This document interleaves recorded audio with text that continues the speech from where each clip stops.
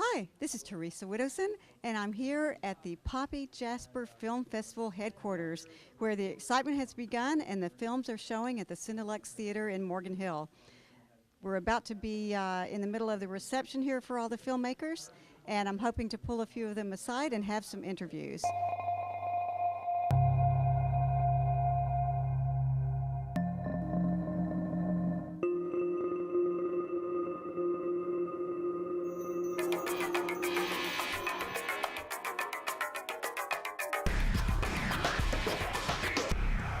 Hi, I'm here with Eric Heisler now, one of the filmmakers at the Poppy Jasper Film Festival. Hi Eric, thanks for joining me.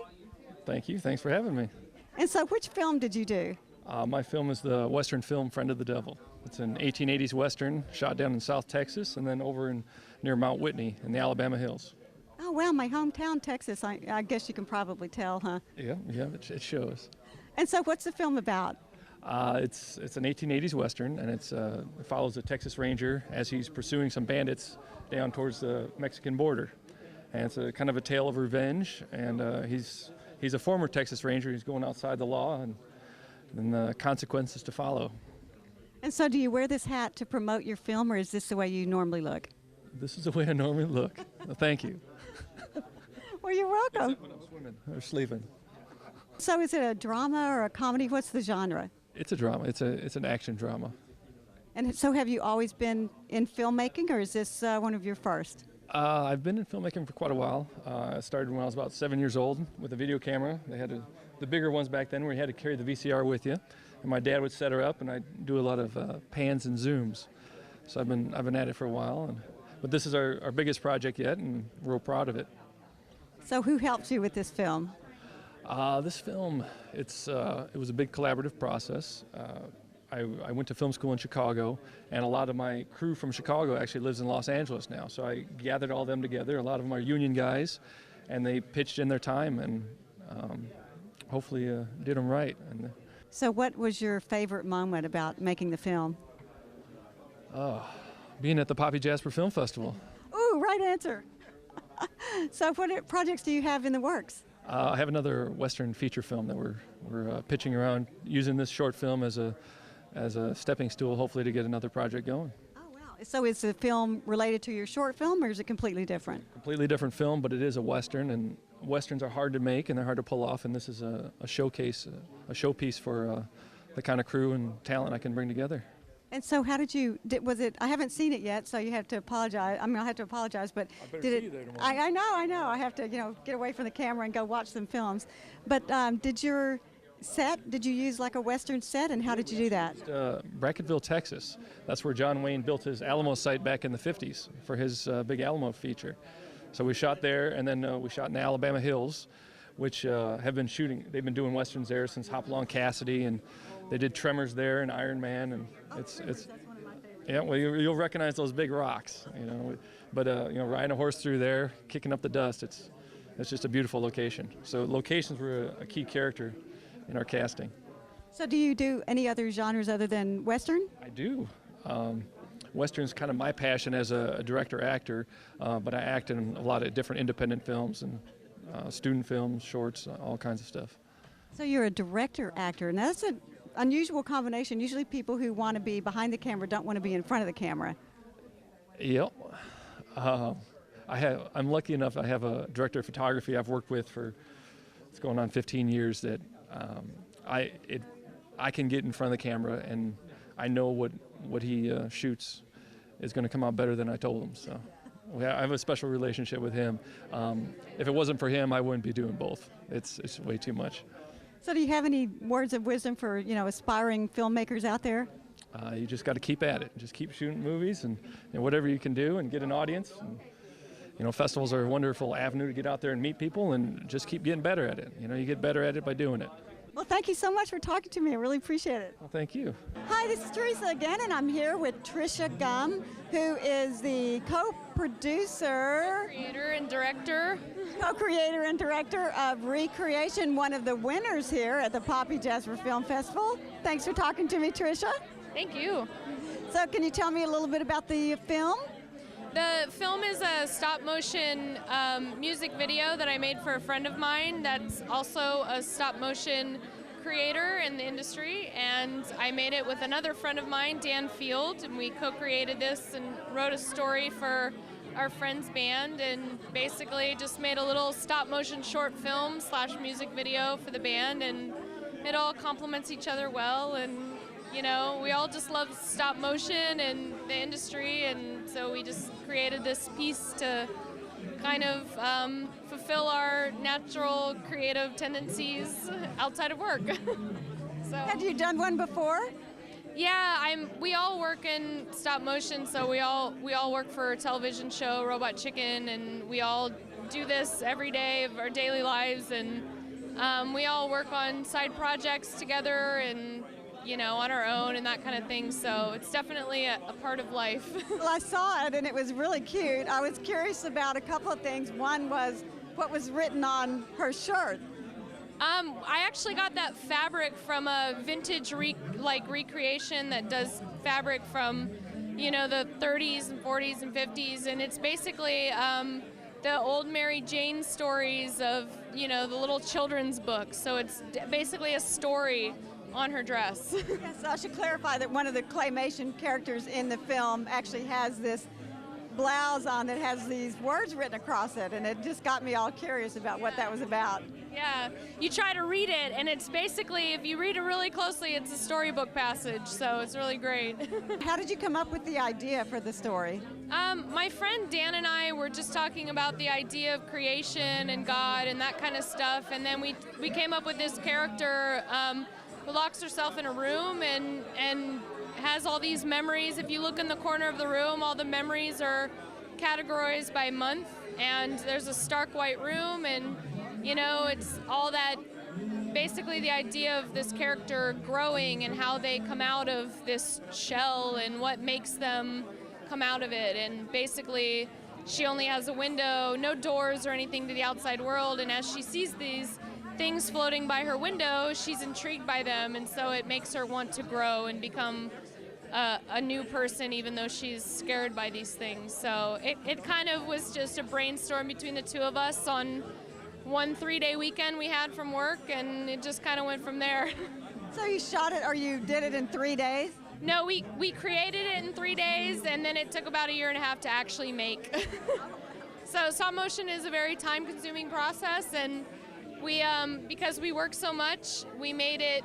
We built it together over Thanksgiving. He was the lead puppet fabricator, and his wife was the set builder, and I did the costumes, and we built it over Thanksgiving. We shot it over Christmas, and then I took the next year to shoot the rest of the segment over a summer, and so it ended up taking 1.5 years, but it was all of our breaks that we cobbled together to make this thing happen. Music in the background was in French. What were they saying?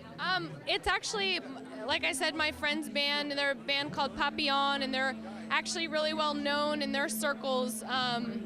And this singer is French and everybody else is American, so half their songs are in French and half their songs are in English, and this song in particular is about a relationship and growth and change. And So you have future projects in mind? yeah, definitely. My co-creator Dan is actually in grad school right now, and he's working on his own thing, but we keep saying when he moves back out here we're going to do something together again, and I'm currently working on my own projects in the meantime, so. Should we look for you anywhere on YouTube, or you have a website? Well, I'm the art director right now for Robot Chicken Season 5 and Robot Chicken Star Wars 3, so you can look for me there. You'll see my touch. But you can also, yes, you can check me out at triciagum.com, and you can see my recent work on triciagum.com.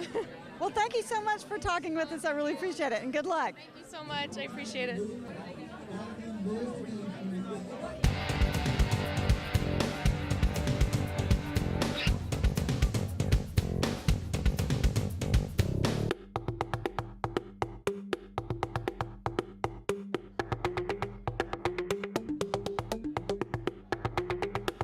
I'm here with Mark New, who's the writer and co-executive producer of Juche, one of the films shown here at the Poppy Jasper Film Festival. Hi, Mark. Hi, how are you? I'm great. Thank you for joining me. Great, excited to be here. So tell me a little bit about your film. My film is called Juche Rules, and it's actually inspired by true events because I myself traveled to North Korea twice, and I based it on a journalist on a bus tour of North Korea, and he's getting the state-approved tour, and the observations of what he sees, and how he sort of absorbs this new culture while also doing his job and being a responsible journalist. Yeah, I saw the film, and it was really a good story, by the way. Oh, thank you, thank you. And so how did you come up with what was going to happen to him while he's on the bus? Partially, I mean, it's inspired by my true feelings. So when I wrote the character, it just kind of naturally flows into what's going to happen. Because in real life, I was actually, doing some filming, and maybe everybody was trying to push as far as I can when they're trying to film stuff, even though, you're kind of told on the tour you can only do this and that. So the natural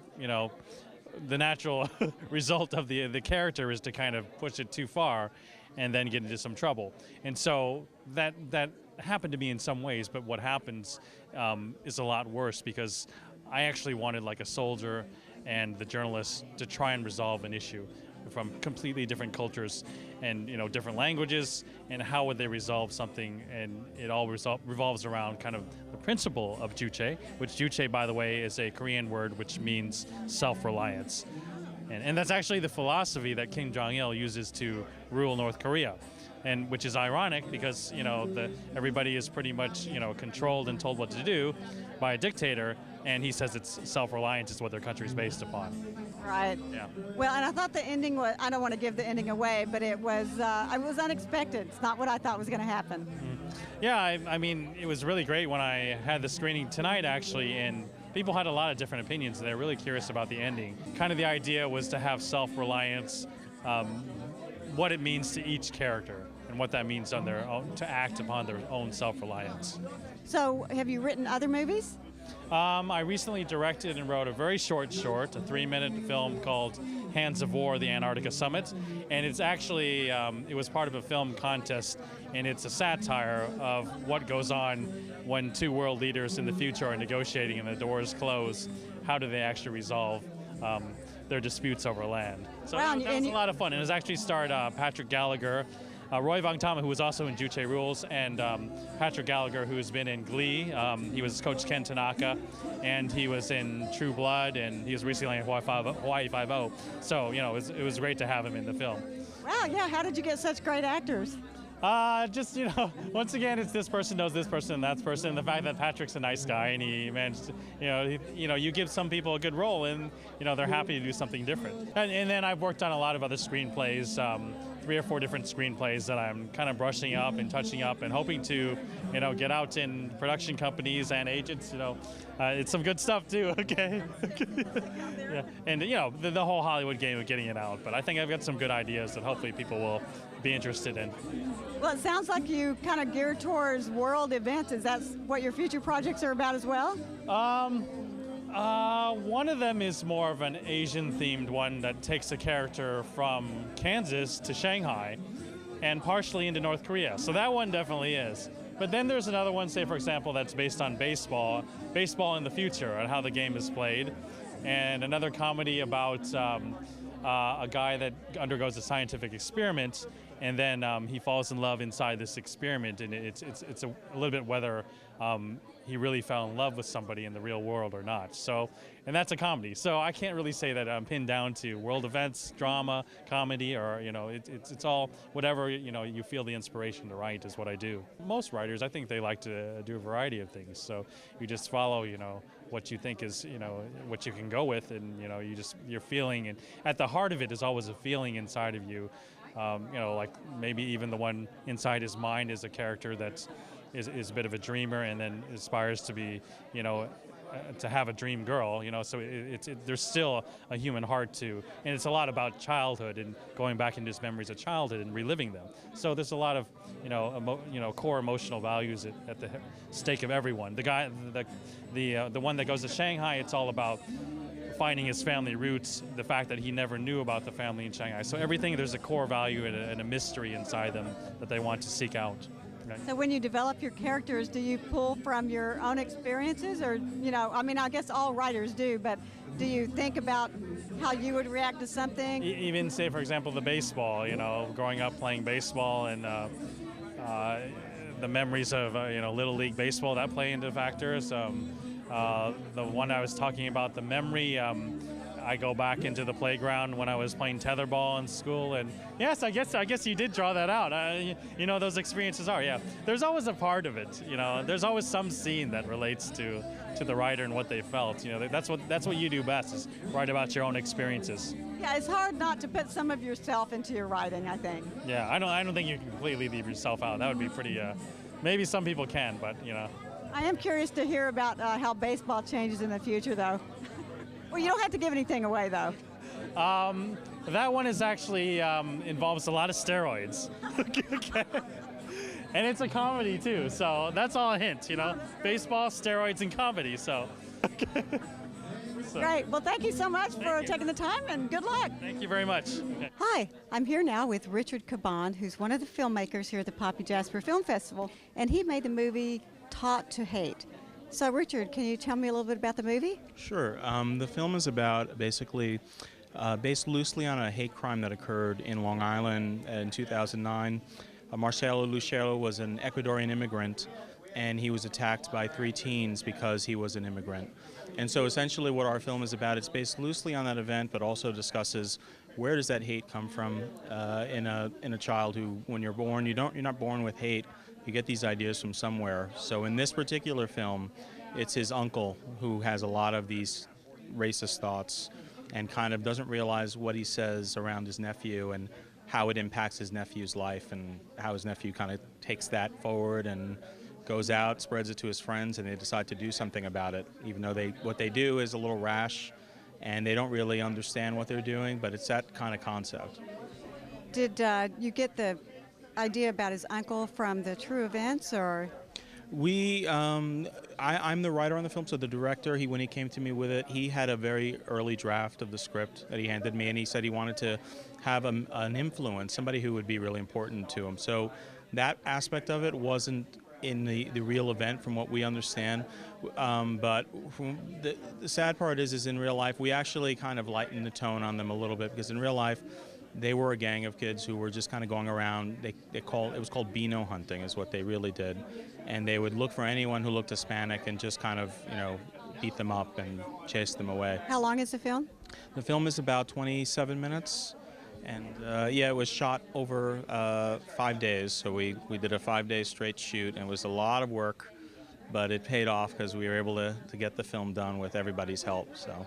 Yeah, that's crazy schedule. 5 days and you're done.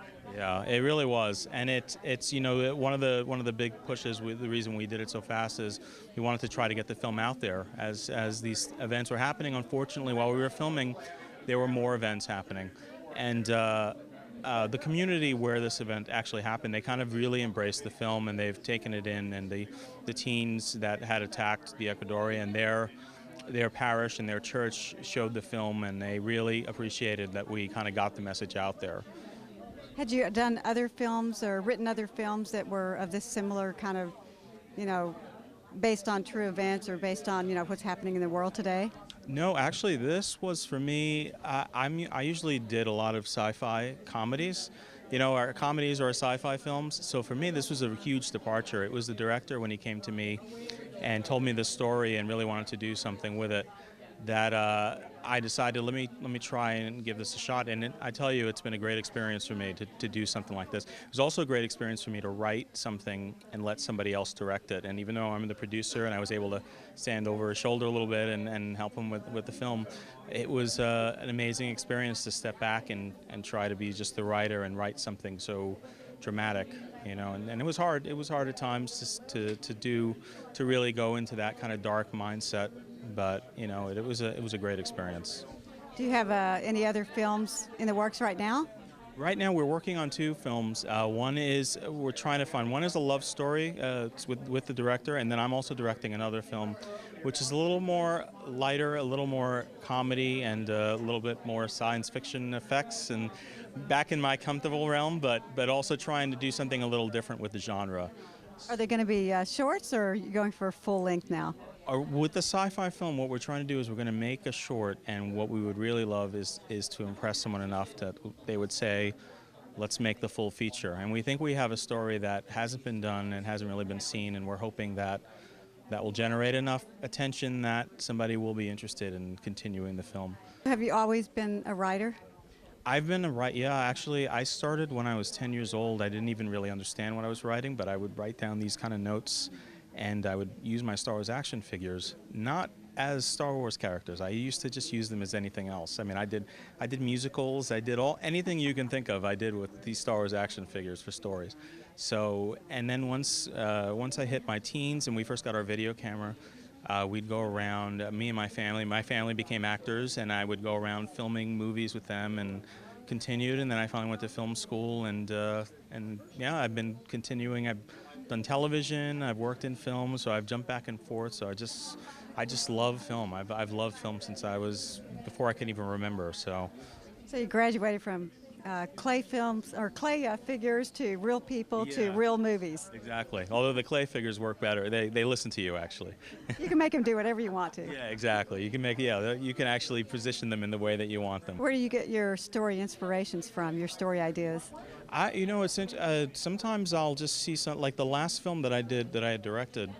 It was called The Injectionist, and the concept of it was, you always see when there's an interrogation scene in an action film, you always see this kind of person who comes in and gives somebody the shot of some sort of thing and makes them start talking, and then he leaves. So I decided, well, what's that guy's life like? Is this a regular job for him? Is he just an interrogator? So the whole concept was just about this one man who comes in, he gives the injection, then he leaves, and then we follow his life and his problems. And it's almost like The Office, the style of the film, where it's just like, they worry about health care and benefits and all that kind of stuff. But meanwhile, their job is to interrogate people in this way. So I like to take real life events and kind of twist them and see what happens. Someone asked me yesterday, why short films over feature films? I think the beauty of short films is that you can catch a moment of something, just a very small moment that happens that you couldn't really stretch into a feature, but would be just enough for a short film to make something interesting. Well, that's an interesting perspective, because a lot of people say it's really hard to tell a story in that short amount of time, that you don't have enough time for character development and all that. It is work. I mean, because the problem you have sometimes when you make a short film is you can overstuff it.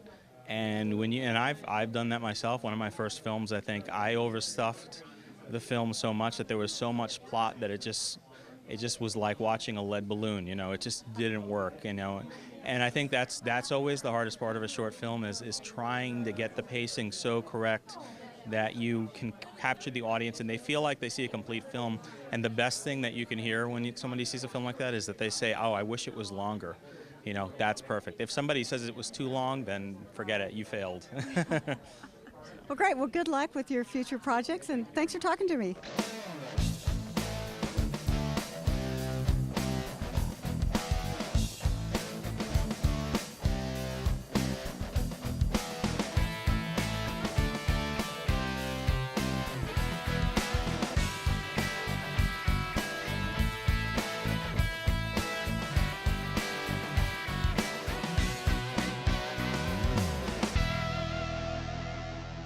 And now I'm with Vicki DeMay, who was the producer for Project Arbiter. And you had a workshop today, right? Yes, we did. And what was that about? We did a workshop for our film that's still in post-production called Project Arbiter. We should be releasing that early next year. It's a concept short for about 20 minutes, and today at the workshop we told everybody what we went through to be able to get to where we are now and actually discuss a little bit more about how the project took off on the internet once we released our website in February of this year with a 1.5-minute trailer, and it basically went viral in 2 days, and we've been contacted by people from all around the world about the project. Wow, that's fantastic. What do you think drew their attention about the trailer? What hooked them? Well, the Project Arbiter is a film about a suit it's a World War II science fiction film, and it's about technology that was developed during World War II by the Germans, that the Allies stole, and the technology is a suit that allows the person wearing it to go invisible. And so with that ability, there's a lot of things that you can do in a war to change things. Is the science fiction revolved around the way the suit changed what happened in World War II, or is it a completely different view of World War II? Well, it's not an alternative reality. So we're actually placing ourselves in the actual events that occurred during World War II and possibly explaining some things that have gone unexplained by virtue of the technology that we've sort of invented for the science part of the science fiction. That's great. So now you're the producer. How did you find the story? How did you get involved? Well, I'm the producer, and I joined the team in August of 2009. The project had been going on for about 2 years before that with the writer-director Michael Chance, who's also a Bay Area filmmaker, has made a number of films prior to this as well. He and some of his friends had been inspired to do this project, and they needed someone, a producer, to basically help them actually get it made. And so when I came in August, we were introduced by Zach Elisha at De Anza College in Cupertino. He knew both of us. And we started pre-production in August, and we shot the film in May. I've been doing film in the Bay Area since 2003, and I produced 3 feature films, and one of those 3 I've actually directed in 2007. And I've worked on numerous short films with other groups, trying to keep everything here in the Bay Area, supporting Bay Area film and filmmakers. Oh, that's great. I love that. What are your plans for future projects? Well, I am in pre-production on a short film that was written by some local filmmakers as well. We were supposed to shoot this year, but we're going to push into next year a little bit. And I'm always looking for projects from different people, and scripts coming in from different places. And Project Arbiter is still taking up a lot of our time because we need to finish post-production on it and figure out, what are we gonna do with the film? So it's a short, right? It's a 20-minute short. So do you see it going into a feature length or maybe into a series, or what do you see for the future of that? Yeah, well, Arbiter has a lot of potential, and we do think that it is going to be able to, well, we'd like to try to parlay it into a feature film and other things. We've already have some other ancillary products that are involved with it now, and so we see it as a brand. We're talking about Project Arbiter as a brand rather than just an individual film. Okay, turn around and show us the back of your T-shirt. Okay. Project Arbiter. And what is this in the front here? And this is the actual face of the Project Arbiter helmet. So this is a T-shirt for the film. Well, thank you so much for talking to me. I appreciate it. Okay, thank you.